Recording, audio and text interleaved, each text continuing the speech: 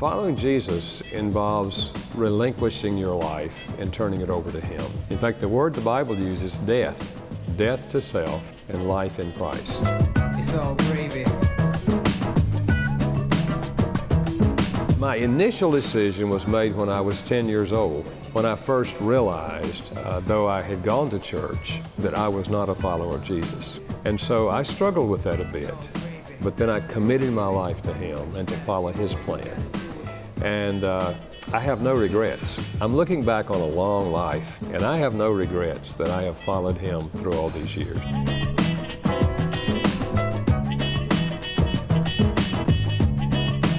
When you gotta do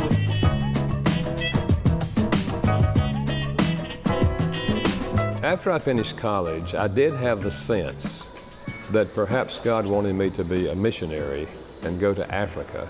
And my wife felt the same way. And when we applied to the mission group to send us to Africa, they said no, because my wife had a health problem.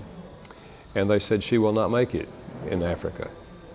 Well, we were very disappointed because we had sensed that was what God wanted us to do. And so we said, well, if we're not going to teach in another country, we should teach here.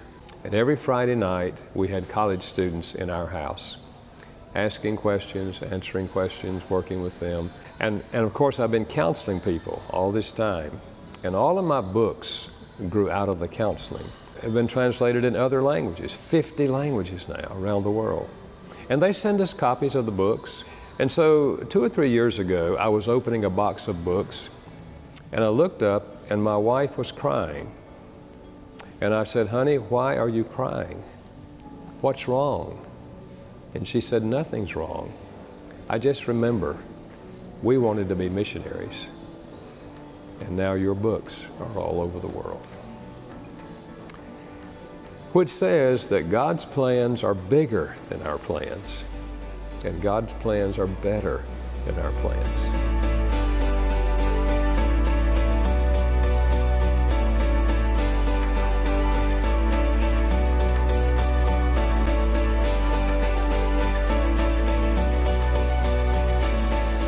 I think the languages are fundamental.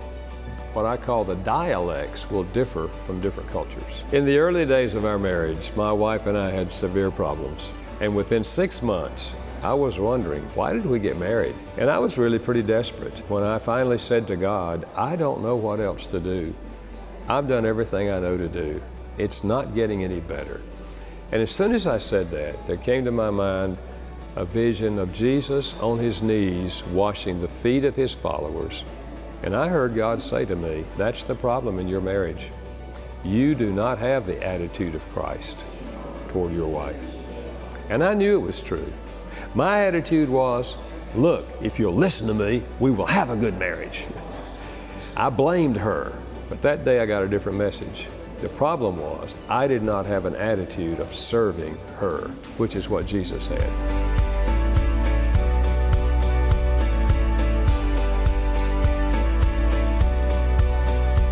So I said to God, forgive me and give me the attitude of Christ. And my heart changed. And 3 simple questions turned my marriage around. Honey, how can I help you? How can I make your life easier? How can I be a better husband to you?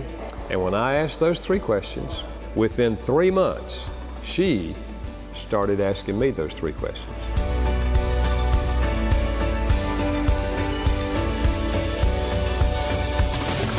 Never ever planned to write a book. It was not in my plans. Of course, I never knew that the books would go to 50 different countries. People ask me, how do you explain that? And I say, well, the short answer is God. And the long answer is God. I don't know any other answer.